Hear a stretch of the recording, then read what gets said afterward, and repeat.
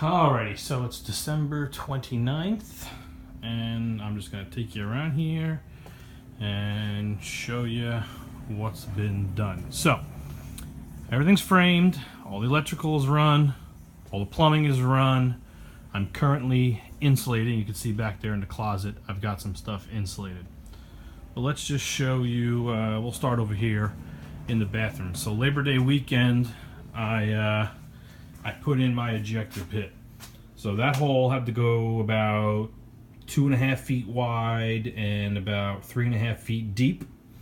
It was not fun. In addition to that, I had to dig a trench all the way here and over to the toilet, and then even a little bit further to get, that's going to be my drain pipe for the bar that's going to be on the other side of that wall.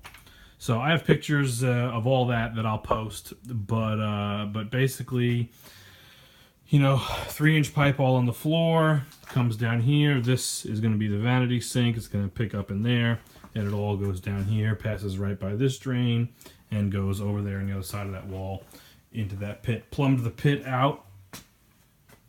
So this is my clear check valve, so I can see what's going on. Up, shut off, over, and it goes right there into my main gravity line right there. Cut it on each side, Fernco fittings, you know, a Y fitting, and you get all that. The second pipe coming up here is the vent, and really what I did here was I got real lucky. I tied it in. I don't know if you could see right up in there. Right up in there is the wall that divides my powder room and my coat closet, and the drain for the powder room sink comes down along this wall back there and down, and then the vent pipe goes straight up into the roof. So I was able to cut a hole in between the walls. I had to cut a piece of sheetrock out behind the coat closet, and I tied the vent right into that, which was real lucky. And that vents all my plumbing up here. This vent goes over there and down, and it catches this vent for the sink, and that vent over there for the bar sink. And so everything down here is vented, probably over vented, which is a good thing. Now, I did have to move the water heater down here. If you remember, I made an initial video, but the water heater was over here. You could actually see the circle where it wasn't painted where the water heater was, and it went up and had all copper pipes strapped to the bottom of these floor joists. I eliminated all that copper down here so that I could run PEX. And you can see I have PEX going and meeting up with all my copper that goes to all the places in the first floor and the second floor. So the water heater got moved over there into that closet where the ejector pump is, where we just were. Now you can see the water heater is here, which is going to be in this closet. And you can see all the new PEX that's run. My main feed coming in is right there. And let me see if I can get you a shot right there. Is where I meet with my main, and the main comes over here, and that's where the main comes in. So water heater moved, all new PEX. Tapped into the hot right there, and there's the hot shut off for my new bathroom down here. Tapped into the cold right here, and there's the cold shut off for my new bathroom down here. Hot and cold coming down here, feeding my shower. Drop the hot and cold, of course, coming down here for the sink. Got hot and cold going over and through that bay. Cold coming down here for the toilet. And then that same hot and cold coming down over here for the bar sink. All right. So the only other little bit of plumbing I had to do, if you could really even call this plumbing, see this 1.5-inch pipe right in there? That pipe did come down. It's not this one. It's not this one. This is the drain pipe for my dishwasher. That's not what I'm talking about. I had an 1.5-inch pipe coming straight down this wall and then just stopped. And that is the drain that's underneath the pan in my washing machine on the second floor. So if that ever leaked, it would just literally just dump the water out here onto the floor, which when you have an unfinished basement is a mild nuisance, depending on what you have over here. But obviously when you have a finished basement, that's no good if you have a problem. So I had to cut that pipe up here, bring it all the way over here. I don't know if you can see it. This is just my radon pipe. That's not plumbing. I did have to divert that. It came straight down to here. I moved it up over here just because of the design of the basement, but that's no big deal. So that pipe is there. I had to come all the way over to here. Right? I can probably get you a better view of it here. See, there it is all the way down there. Bring it all the way down here, down, and into my sump pit. So, I did have to do that so that if anything ever happens with the washing machine, I don't have water all over there on my floor. Say hello to my cats. So, also, there was, I've never had water down here from this pit. The pit has come up to the inlet pipes, but I think it just hit. I don't think those inlet pipes ever actually brought water into this pit. I think, you know, the inlet pipes that run along the foundation the whole way down here. I got one coming this way, and then I got one going that way. I think the only water that I ever had in that pit came up from the water table as it rose. And then as it hit those inlet pipes, I think it just kind of dispersed out.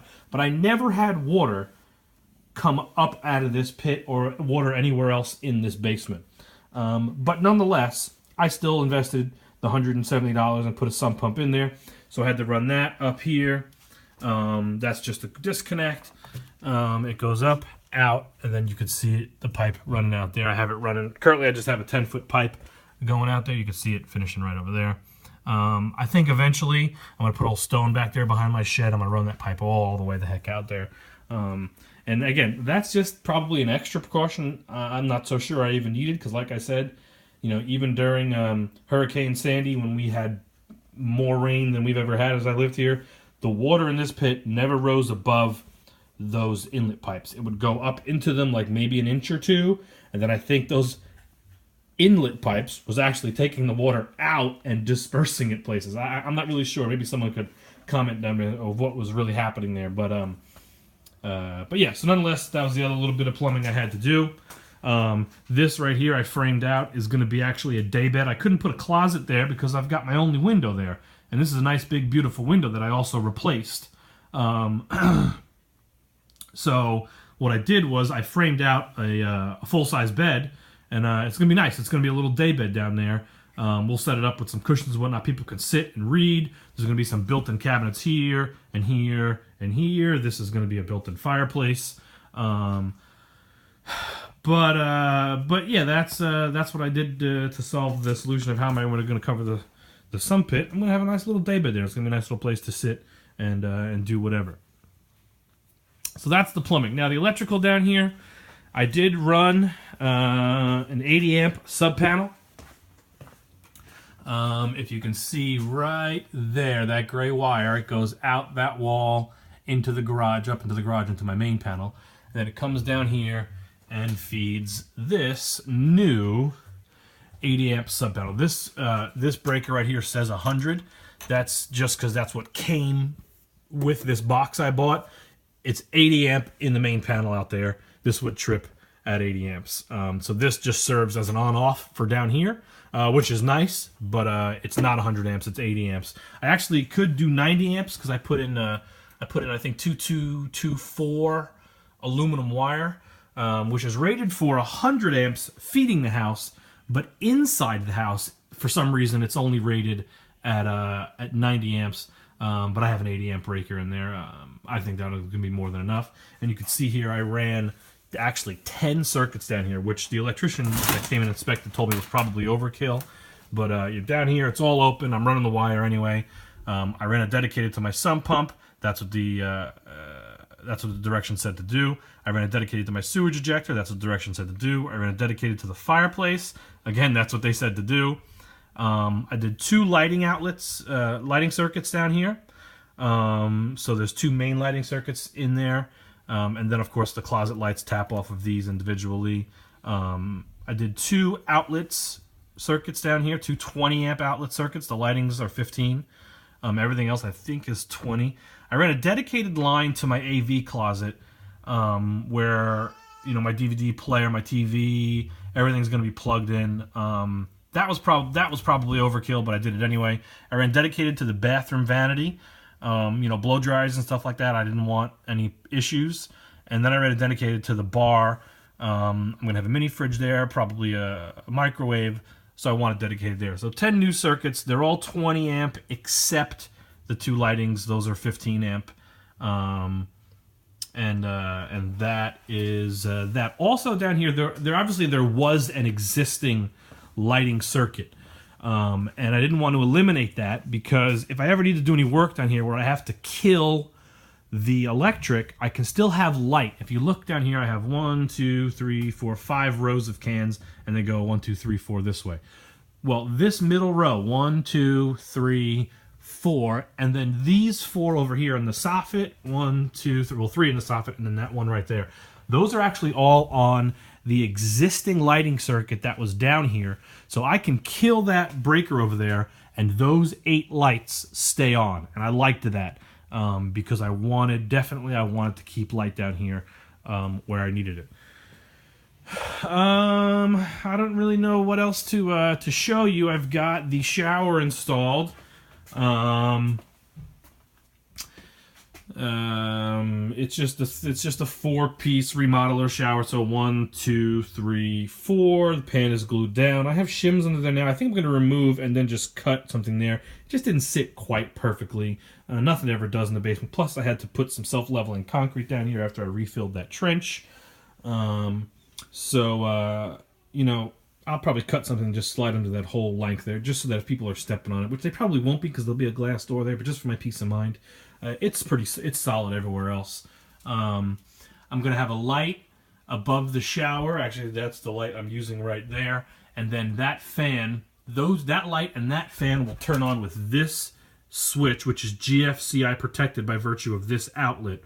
So this was a unique little piece of wiring I had to do here because over the shower, the light and the fan, the exhaust fan, had to be GFI protected. It was a lighting circuit. I didn't want to GFI everything, so I got this little thing here. This was a switch box. I didn't anticipate having an outlet here, but this was just kind of a way that I did that so I didn't have to have a dead face and a double or anything like that. So so I have an extra outlet here. It's attached to a 15-amp lighting circuit, but whatever. I'm going to have two 20-amp outlets there and there above the sink. This one I imagine will probably hardly ever get used, but it's there to GFI protect, you know, this right here, which when I hit that, you can hear the fan just turned on, and then when that light's installed, that light will also turn on. I wanted the fan to come on with that light, not individually, because if someone is in the shower, I want the fan on, taking the moist air out of here. Whereas these other lights in here, okay, they're independent. So that was purposeful so that the exhaust is on when I want it on. There'll be another light switch right here, controlling a light above the vanity. My wife said, even though I have plenty of light in here, I've got two overhead 6-inch cans, and I've got a 4-inch can there above the commode. She said, you need a light here for makeup. So, happy wife, happy life. So, that's the deal with that. Other than that, you know, here's a framed-in closet underneath the stairs. That's pretty cool. I'm actually thinking about maybe also doing a little built-in right here. Just the thought of unused space doesn't sit well with me, so maybe I'll use some unused space there. Maybe put some baseball bats in there or something. I don't know. I've got a half wall right here where all the sheetrock is leaning up against. So that's a half wall. It's gonna have a granite countertop going over here, you know, overhang with some nice plush bar stools, because that's gonna be seating that's gonna be facing this way, where I'm gonna have about as big a TV as I can buy right there. Thought about doing the projector thing, not gonna do it, but my TV is gonna go right there. That, what you see right there, is just a wire chase. I know it looks like plumbing, but it's not. I put that in the wall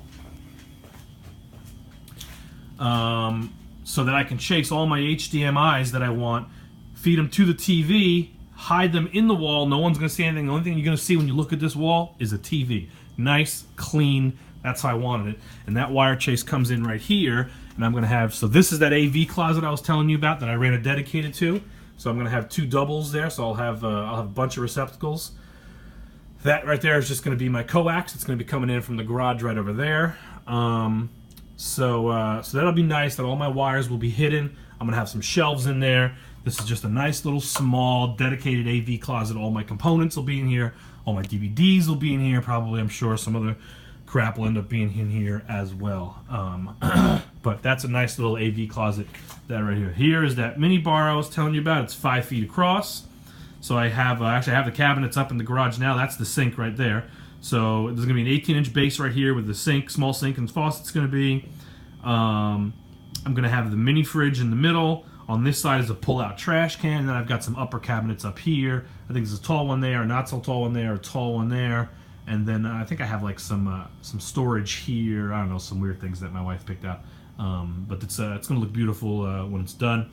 Then now if I'm standing here at the TV wall looking back, so that's that half wall right there, there'll be the bar seats on the other side. Right here I'll have some theater seating. So that's going to be the main seating for the theater, because I really can't get like another sofa over here. It's going to kind of cut into that space too much. We'll see. Maybe I'll get like a chair right here. I got to see how it looks when it's all finished. But that's that's 8 feet, so there'll be a nice plush theater seating couch right there, recliners and whatnot. And then there'll be 3 or 4 nice plush bar seats back there. But I don't want them to be wood. I want them to be nice and comfortable, so when people are sitting there looking at TV, they're comfortable. I got all kinds of outlets under here for phones and whatnot. There's one over there you can't see. Here's 3 switches for the 3 lighting circuits. There's gonna be an outlet right there.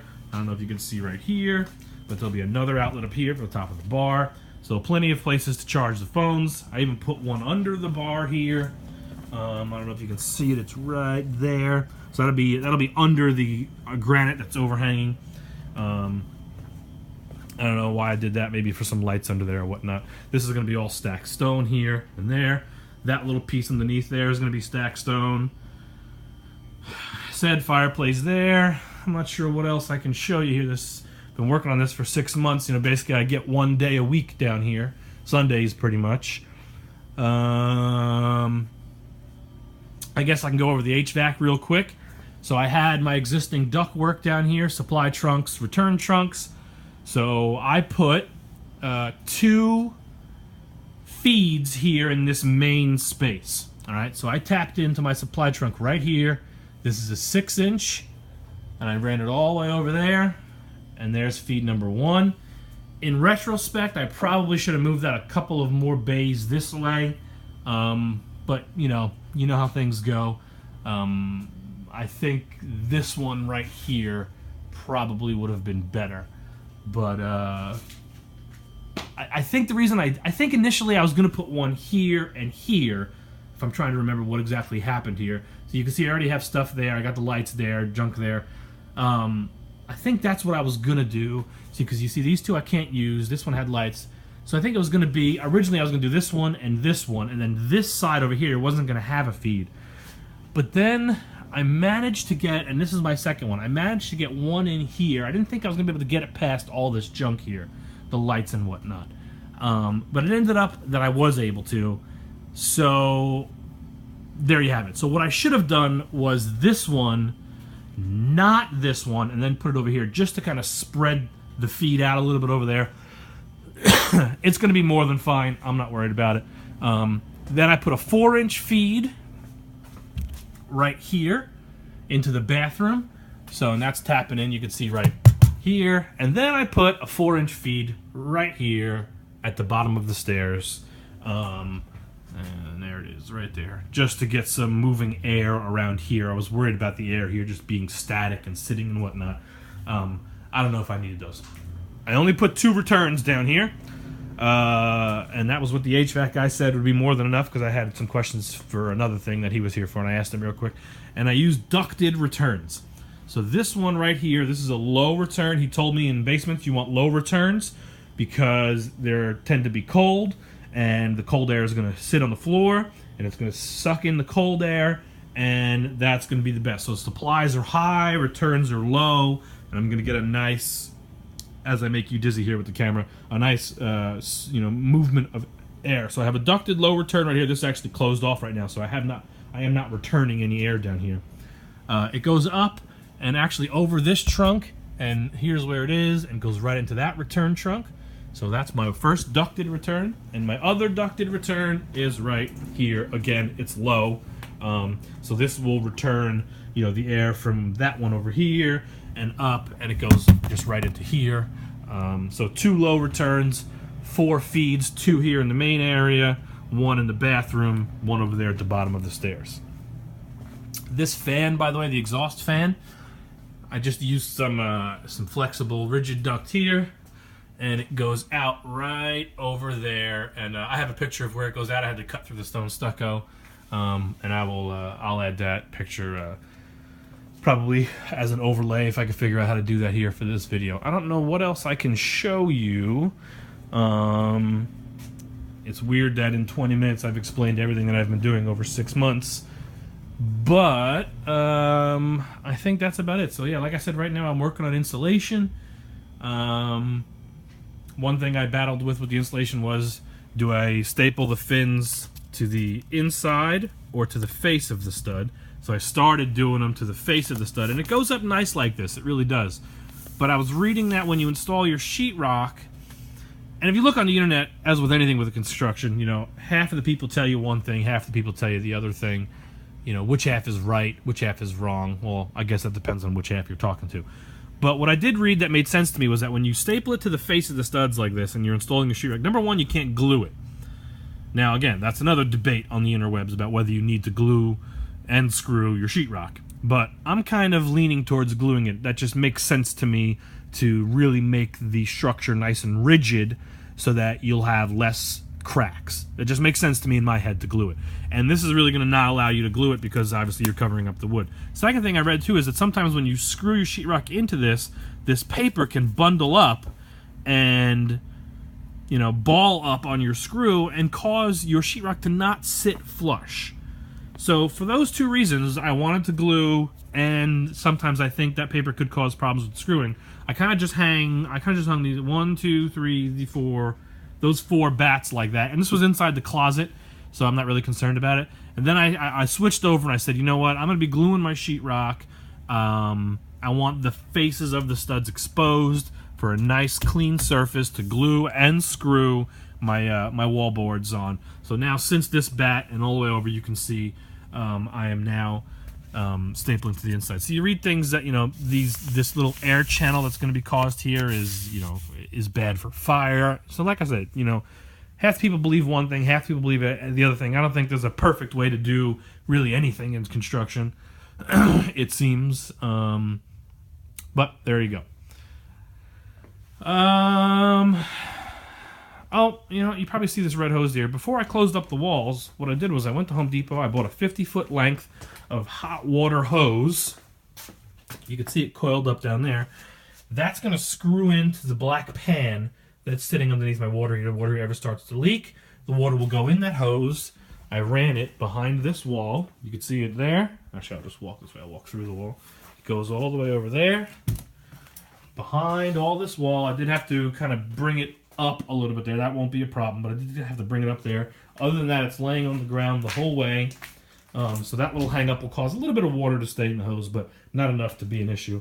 And then it goes right here and into the pit. So that was something that my dad said to do, and I'm glad he did, because it was really smart. Because now the water heater's all the way over there. If I ever want to drain it, flush it, I now have the pathway to get rid of that water. I can bring it right here to the pit. It'll get pumped right out to the outside, and that was really smart to put that in. So thanks, Dad, for that recommendation. All right, I'm going to sign off now. The next video I take probably will be when these walls are closed up, and thanks for watching.